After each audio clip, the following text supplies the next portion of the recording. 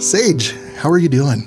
I am great. How are you today? I'm doing well, and I'm very glad that you were agreeable to come in and have this interview. Yep. Are you nervous? Always a little bit nervous. There is nothing to be nervous of, I promise. It will be painless.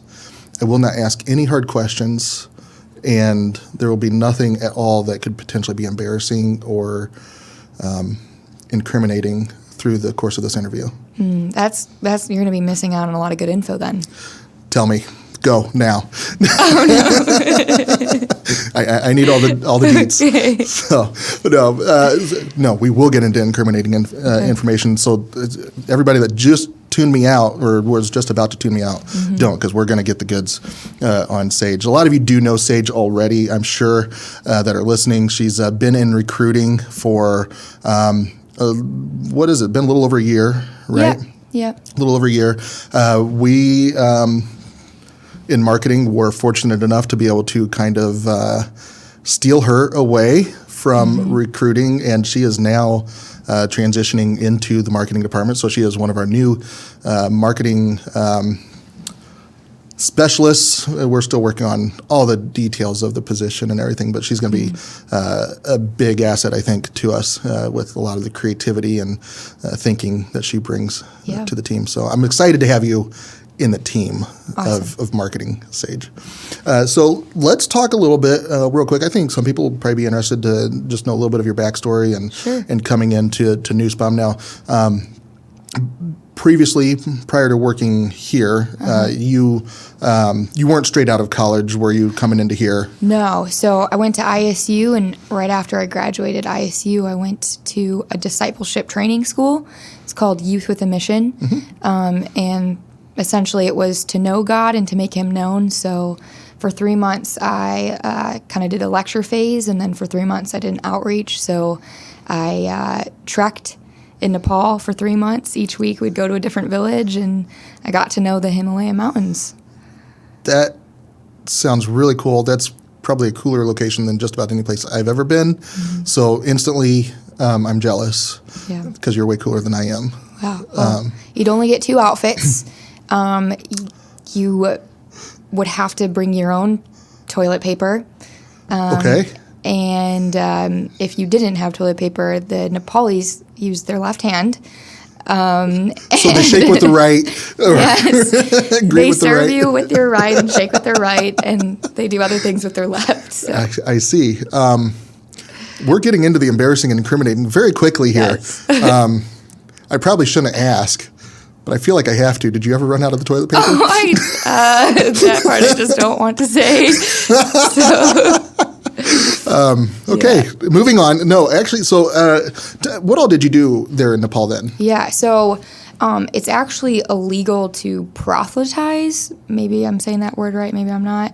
What's it mean? You can't go there with the intention to convert. So what we did was we met with essentially like elders, and they were our translators. So we went to their villages and we encouraged their local churches to share with their community. So we'd have like house fellowship where we gave testimonies, sang songs, shared the gospel, and then their Hindu neighbors would come because, well, we were white people in the midst of chocolate-colored people. I don't know. So they were really you stood interested. out probably, right? Yeah. So, each week we'd go to a different village and share our faith with the Christians that were already there and encourage them. And then the neighbors would come because they were very interested. What was the culture like there? Everything was so bright and colorful. The people, there's just like goats and animals and all sorts of things wherever you go. Cows are holy, so cows would actually be like walking around the cities, and they would like essentially own the place. So cars would always be swerving, moving from them. But it was really odd to see monkeys like squirrels in Illinois. So like you'd be walking down the street and there'd just be some monkeys, and I was like, wow, it kind of reminds me of our squirrels. A little different. Yeah.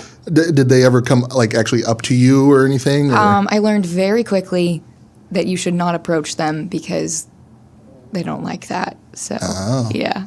What do they do? Well, one definitely tried to jump on me when I got close to it, but I backed away. So you left unscathed. Yes. By the monkey. Yes. Okay, well that's good. So, So what was one of your biggest takeaways from that experience?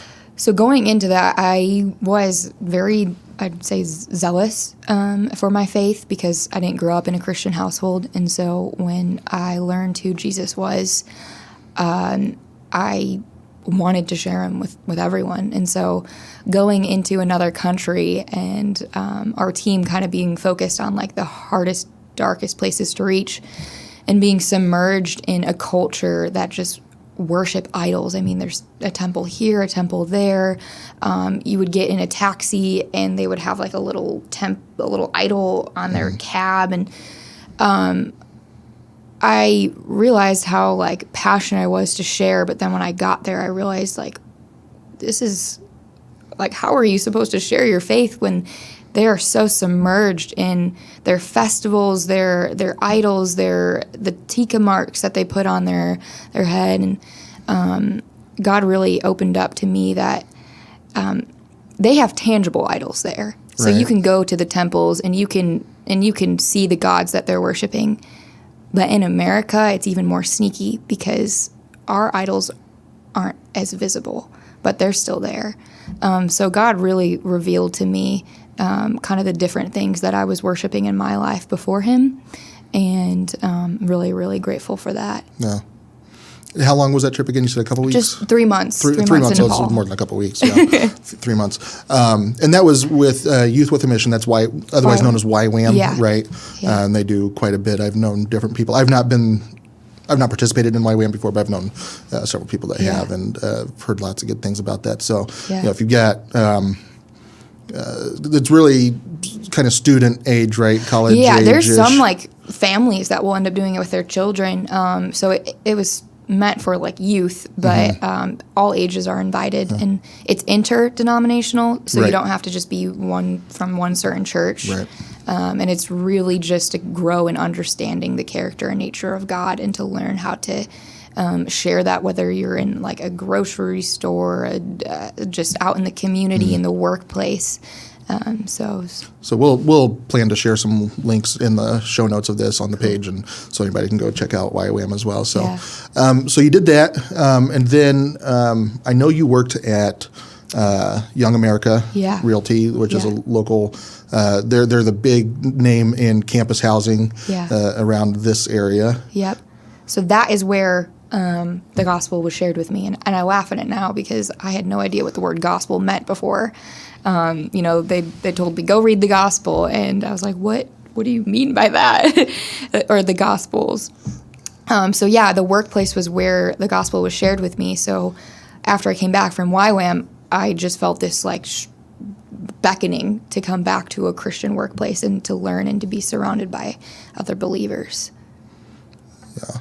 So what was your responsibility there at Young America? So I was a leasing agent, so I worked with college students and essentially helped them find their home.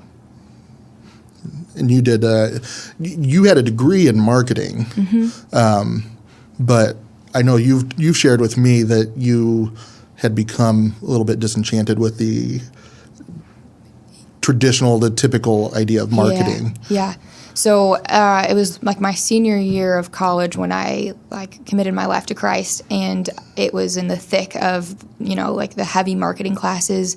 And, I'm learning from my teachers that marketing essentially is just manipulation, of trying to manipulate your audience to use your product.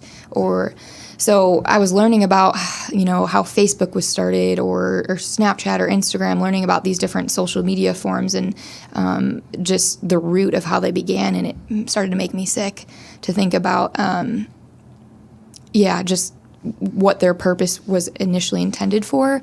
And so I didn't want to do anything with marketing because I didn't want to manipulate anybody. Yeah. And that is so much about what we're used to seeing in marketing, and we don't realize how much we're being marketed to. Yeah. Like you're really constantly marketed to, no matter where you are, what you're doing. There's always someone trying to sell you something, a message, an idea, a product, a service, whatever the case may be. And I'm sure they probably started going into like the psychology of this, like in that process, and which can get really very deep and dark. Even like it's like you said, very manipulative. Yeah. And I think we have a different approach to marketing, and that's yes, we are trying to sell a product, and so there's certain traditional aspects of marketing that we use, and obviously you want to try to keep everything in the best light possible. But what about coming into marketing here and doing this was appealing to you? It was so redeeming. I mean, being here for a year. When I first walked into Nussbaum and I saw the mural on the wall that says, "Except the Lord build the house, the laborers work in vain." That's what I kind of felt like with marketing of like, okay, I know that God is at the center of this. I've been at this company for a year, and I've gotten to hire drivers, and I've gotten to have so much trust and confidence that they're walking into a good place. They're going to be surrounded by people that love and care for them. How could I not want to, invite more people into this, because I know that God is at the center of it. So I think that he's building up this company. I've watched what he's done, and it's a really beautiful thing. Yeah. Now you shared with me that verse in particular that we have out on that mural wall, which for anybody not familiar, there are what used to be our old main entrance, which is in the operations building. On there we have a picture, a mural of our very first terminal in Fairbury, circa 1950-ish, 1952, something like that, I think. But there's a handful of trucks there. There's the terminal. And so that's the first terminal that Nussbaum ever built and had officially. And down in the lower side, we have that verse that says, "Except the Lord build the house." But you were telling me that kind of meant something to you a little bit deeper. Yeah, it just resonated so deep. So growing up, my dad owned his own construction company, and he used to lay out these blueprints of this. I'd call it a castle. Like, it was so big and beautiful to me. And so I remember for years he just talked about this dream of, we're going to build this house from the ground up. And so he ended up buying land just down the street from where we were living. Like, it was 2 minutes away walking. And he knocked down that house and he built the castle. And essentially at that same time, the housing market crashed. We owned 2 homes. He ran out of work, and we ended up losing the house to foreclosure. So because I didn't grow up in a household that knew who Christ was, I thought God was a man in the sky that when it rained, he was sad, or when it stormed, he was angry. So I was very, very convicted by that verse, because I know what it is to live with a life without Christ. And I've seen what happens when he's not at the center, and when he's not in the home, and he's not in what you're doing, what your purpose is. Yeah. And so, I want to just kind of point out here, like, anytime I've done these exchanges and interview people, I've talked with people that have pastored or taught and everything in the past, but you have a greater openness about your purpose, how you define yourself, where you find your identity. Like, there's a much more willingness and openness to share your faith and why you're doing what you do, and your purpose. So I find that refreshing, for one. Yeah. I don't really have a question with that. It's just more of an observation and just a kind of a comment about that. Yeah. Well, I'm my greatest reminder, because if someone didn't share their faith with me, especially in a work setting, like that was a big thing. So I can only imagine how many more people are just around that don't know what the gospel means, or they don't have hope, or they're just so. yeah, sometimes I feel a little uncomfortable and bold about it, but I'm my greatest reminder. So, and it's what I love. So what you love, you talk about. Yeah. Yeah, that's absolutely true. And I will say, so I want to also, again, reiterate with our listeners and the audience here that Nussbaum is we are a for-profit business, right? And we're employee-owned, but we are founded in biblical principles. We would call ourselves a Christian company. We do celebrate our faith and our beliefs. That does not. I've listened to you on recruiting calls. Yeah. That doesn't mean that anybody working here is a Christian or has to be a Christian. It just means that this is how we operate. Yeah. This is what we believe in, and we do use biblical principles to guide our decisions and how we kind of operate as a business. But there's no expectations to live a certain way or have certain belief structure or anything like that. We're not telling anybody they've got to go to church or anything like that. Now, for anybody in here that is of that faith, I think you would agree, like, your hope is that might rub off on somebody else, or like you might be a testimony to those individuals. But I do want to just reiterate that.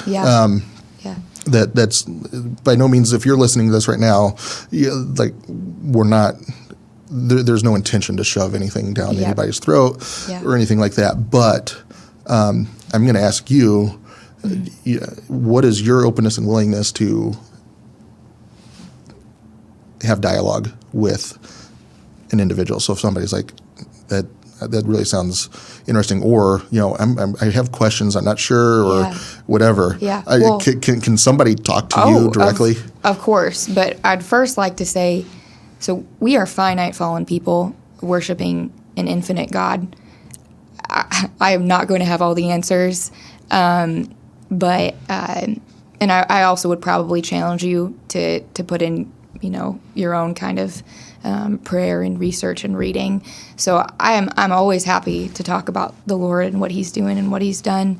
But yeah, we are finite people worshiping an infinite God. So won't always have all the answers, but I'd love to talk about Him. Yeah, and I think that's all you can do, really, with that. And so, and also, we'll be hearing from Jim Revell, our chaplain, in a couple weeks. As Easter comes up, he'll be sharing the story of Easter as well. Again, not trying to shove this down anybody's throats, and you're not required to even listen or anything like that. But we do invite you to hear the story and observe and see the life of individuals like Saige here.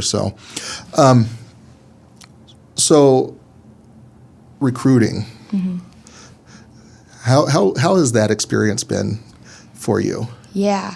I don't want to just interrupt you, but I have to imagine that your perspective on people, as in general, as a population, has to be a little bit different after doing recruiting for a year. Well, I always try to imagine what they're doing, and in a week they're on the road. Maybe they're talking to multiple different companies. Maybe they're treated as a number, not as a person. Maybe there's someone in their family that's sick. Maybe they're struggling with money. So before I even get on the phone, I'm trying to saturate myself with that gracious mentality of you don't know who's on the other side of the phone or what they're going through. But yeah, there's some times where I spoke to people that, treated me kind of degrading or, saw that or could hear that I was just a young woman and don't know much about the equipment or this or that. So it was a humbling time. But again, I just wanted to be reminded each time I spoke to them. I don't know their story. I don't know what they went through that day, and also wanted to just, even if they weren't going to end up at Nussbaum, still give them a flavor of who we are. I would say that So as a recruiter, you are marketing, you're selling. Yeah. I would say that a lot of what we tend to try to sell on ultimately is the culture. I feel like that's the thing that is going to be the most meaningful. You've got pay, you've got miles, you've got where you go and all that stuff. Those are the kind of objective pieces. But the people, the way you're treated, how you're valued as part of the company, those are the things that I think set us apart from others. In a way, unfortunately. Yeah. But I don't want to just like toot our horn on that because we're not perfect in that sense. We fail on that plenty of times. So there's probably somebody sitting right now that's like, I just got off the phone with with my DM or somebody, and it's like, and it was a really bad experience, and it's like, you just failed me right then. That may be the case, Sure. and it's going to happen. Yeah. Hopefully, though, we become better from that as well. But recruiting is such an interesting thing in this industry where jobs are available all over the place, realistically. You can go to almost any city, any state, and there's going to be jobs for truck drivers available. Yeah. So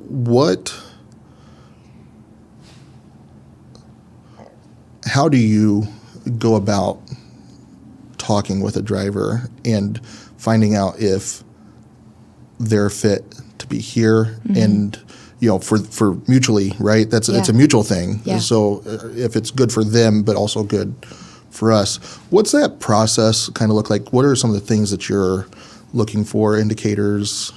Yeah, I think the first thing I look for is, do they have like a reasonable attitude on the phone? And I mean, also, my first question is usually like, where do you live? Because we want to location figure out. is important for us in particular. Yeah. But actually, a really special thing that has happened a few times is there has been people that have called and they know who we are, and it kind of reminds me of the Roof, where they say like, where you go, I will go. Your people will be my people. And so yeah, we've had a few people that have not lived in our hiring areas and have picked up and moved just so they could be here. And that is such a testament of our culture, that they see that as the greatest value, and they're willing to pick up and to move to be a part of this team or this family. So yeah, I look for like, are they reasonable? Do they listen, or are they just kind of like unloading on me like the whole time?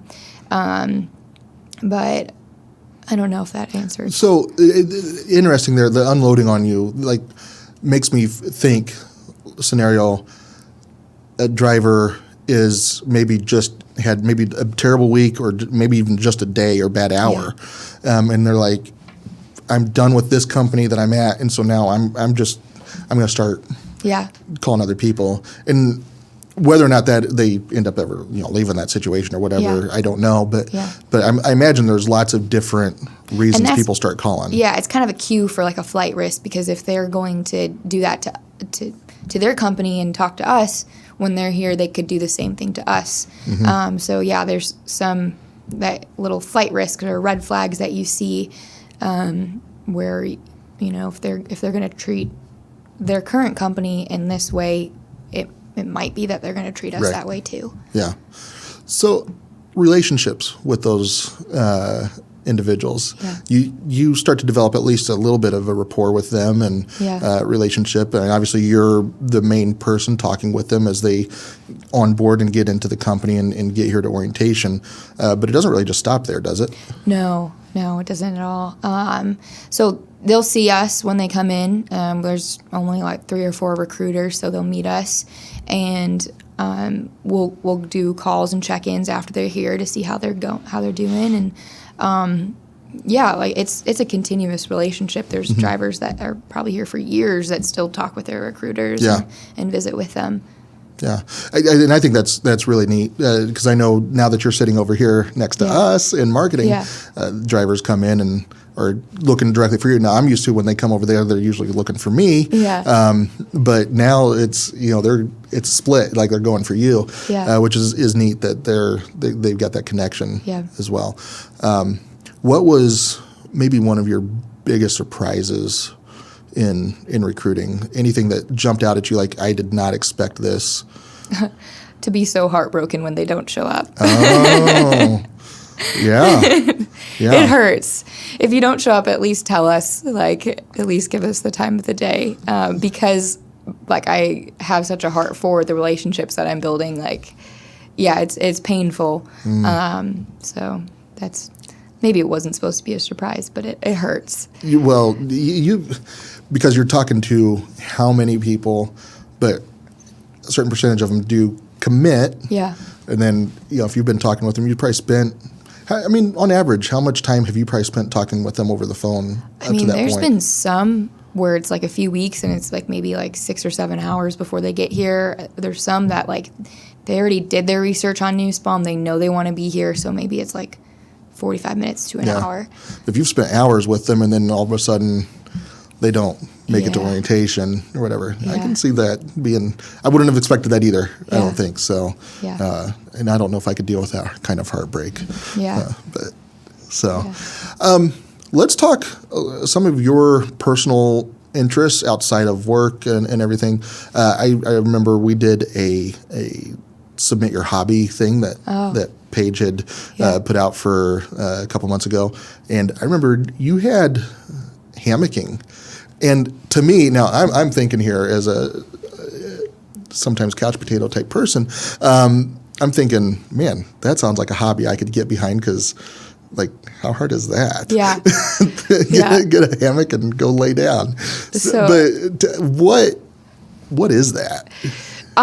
So it was something I learned when I went to Youth with a Mission. I was in Yosemite, California, and I quickly learned from the community there that you need to always have a hammock on you, and all you need with that hammock is 2 trees. So I've slept in Yosemite out in the wilderness in my hammock. I've used it at parks. I don't know. It's just so sweet. It's like a hanging tent or just like a hanging bed or a hanging chair. And I love being outside. Like I just love green. I love green trees, green grass. So to be able just to kind of like post up wherever in nature and make a little like spot to read or journal or write or people watch, it's perfect. Mm-hmm. Where is the most unique or interesting place that you have hung your hammock? Okay, so I asked Brent Nussbaum if I was looking around one day if there was anywhere around Nussbaum that I could hang the hammock. I got rejected here, but I was like, the only 2 places that would work is the flagpoles. Oh my, yeah. And that would have been the most interesting place, but I'm glad he said no because I think it would have looked a little ridiculous. So what we need is to get we need some trees to mature. Yeah. But I don't know if we have any close enough to each other. So I'm just going to do this. Hashtag, let's see here. Hashtag hammock trees. Oh. For Nussbaum. Okay. So hashtag hammock trees for Nussbaum. And let's see if we can make this happen. So I find the Saige best spot. Can officially hammock on the grounds out here. Maybe not right next to the highway, but maybe get over this way. Maybe just 2 trucks pulled up. Maybe we could make 2 trucks. Ooh, but sounds dangerous. We're going to work on this, and we'll film it and everything if we make this happen. So hammocking at Nussbaum. All right. And I would actually be interested if anybody else does this as well, because this isn't, I've seen people put hammocks up, but I didn't really realize this was kind of a thing. Yeah. Like an actual sort of destination of sorts to go do this. So I'd be interested to hear if anybody else has experienced this as well. But I still have to get to Yosemite. So Beautiful? Yeah. It kind of breaks your heart, though, because when you're driving through there, you see these patches of just burnt trees.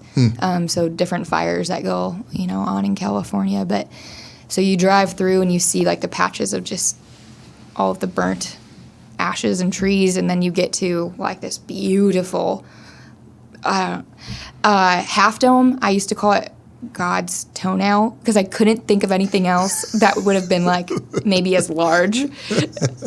So if you've ever been to Half Dome, it's actually God's toenail. And but yeah, driving through there, it's kind of a reminder of like, yes, we do live in a broken world, and there is death and decay and destruction. But then you see these like glimpse of what looks like a glimpse of heaven. Like, it is just beautiful. There's waterfalls, there's mountains, there's these massive trees.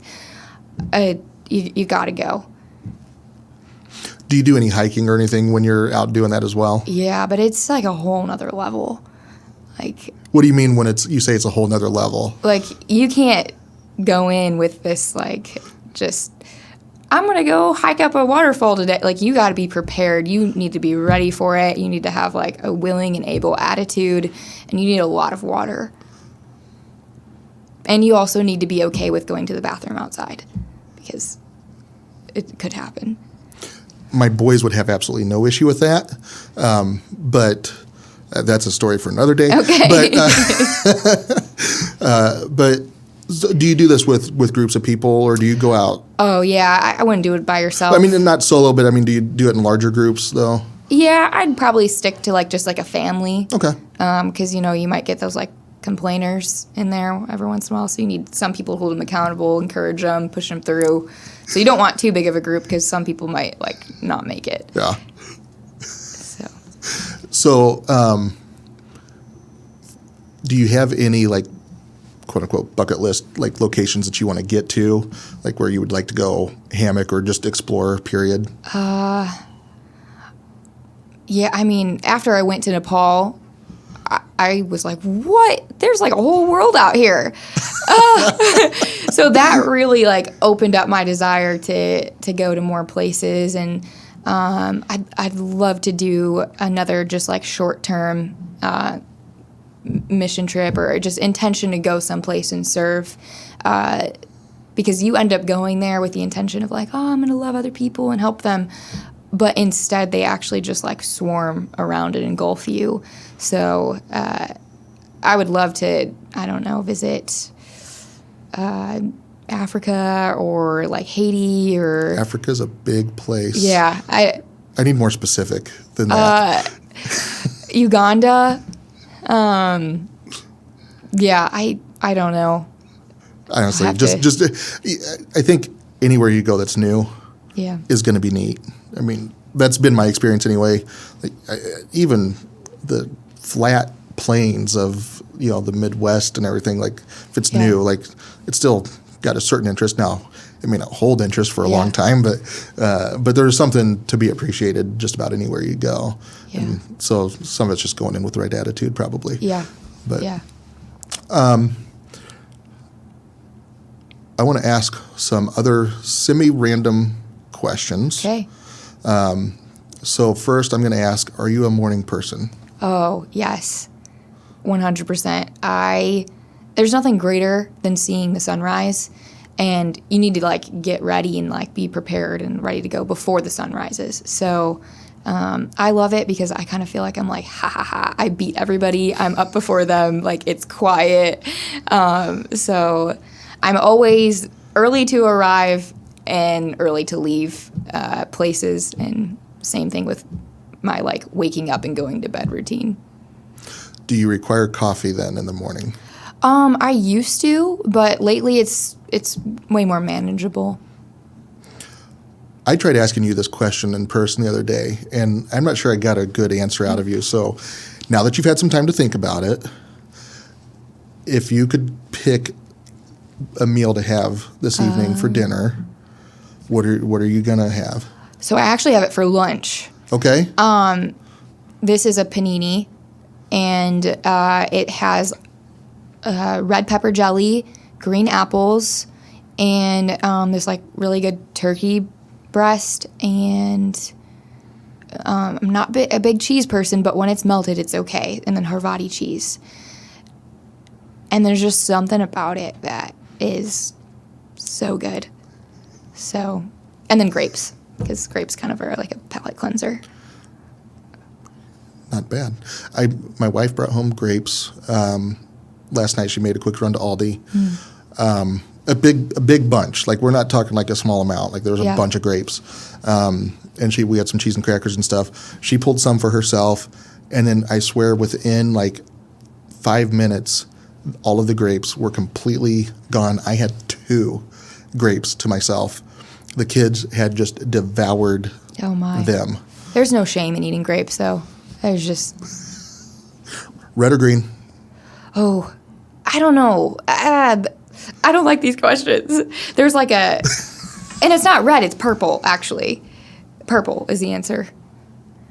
Doesn't it say red on the package? There's different shades. But purple is where you're going with this one? Yeah. Okay. Coke or diet? None either. Carbonated water? Yes, and kombucha. If anybody knows what that is, it's really strange, but it's very good for you. I don't know what it is. I've heard of it. I don't know what it is. Yeah. But kombucha. Yep. Does it taste good? To me, yes. To other people, no. It doesn't sound like it tastes good. It's essentially like this strange fermented tea that's like vinegary. Ocean or mountains? Oh, both. Because I know in California that's a thing. Kind of. That was a cop-out answer. Yeah. Let's see here. What else can I come up with? I'm learning to play the piano right now. Piano. I love the piano. How's that going? Well, my teacher essentially teaches second grade students, and so it's going very well. So you're basically a second grade student. Yes. Learning the piano. Yes. Can you play any songs? I'm learning Jingle Bells and Jesus Loves Me right now. You know, if I had my phone in here, I think I would be able to pull up a little app and have you grace us with your... At lunch, I'm going to be looking at flashcards to memorize notes. But okay. I just want to encourage, people. You don't have to be a child to learn how to play an instrument or how to swim or any sort of little hobby. You can be a grown adult, and there's no shame. Yeah.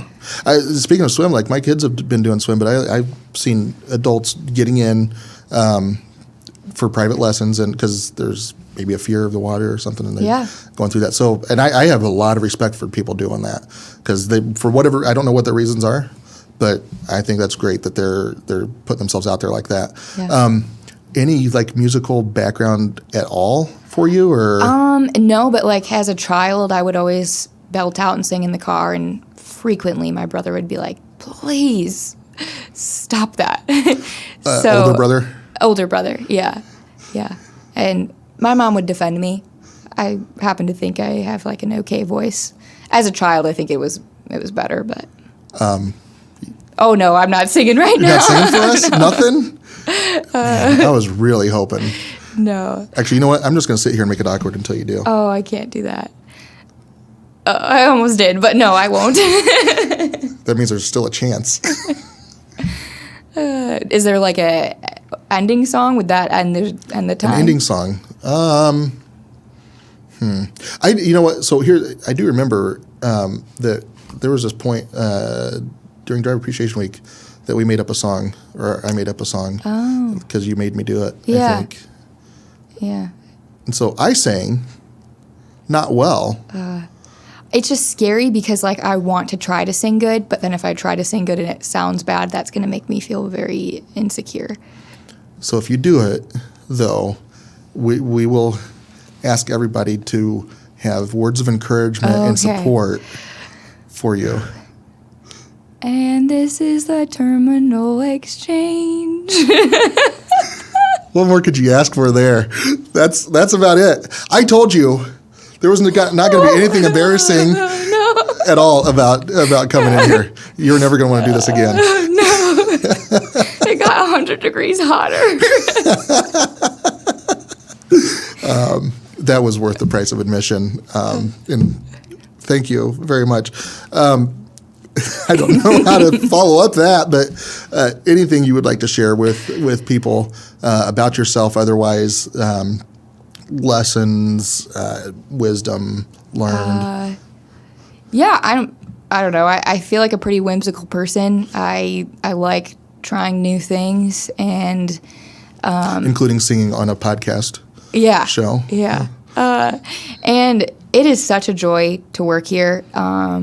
It's been a challenging year this past year for me, and there wasn't a day that I didn't come to work and felt just absolutely loved and adored and just poured into by the people around me.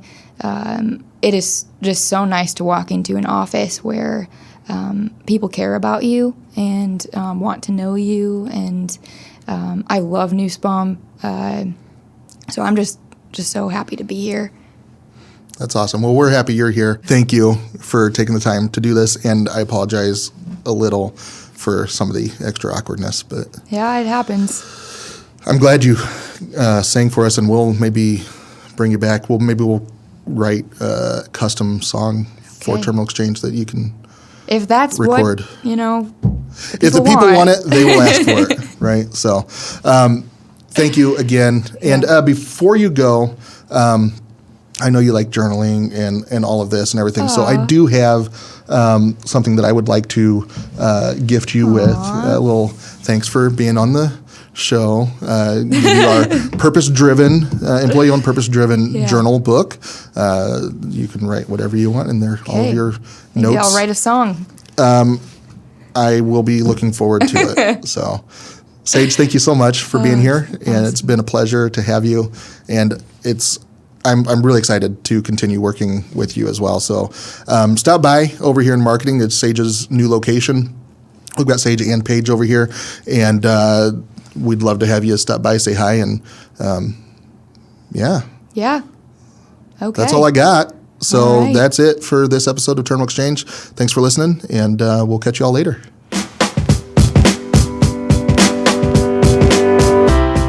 You've been listening to Terminal Exchange, the official podcast show of Nussbaum Transportation.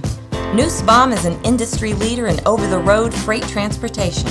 For more information on Nussbaum's award-winning truckload services and top-paying driving careers, go to nussbaum.com or nussbaumjobs.com. Thanks for listening to this episode of Terminal Exchange. New episodes arrive every Tuesday, so be sure to subscribe to our show wherever you listen to podcasts and share a little love by writing us a review. Then, go deeper into each exchange or listen to previous episodes at our podcast page, terminalexchange.org.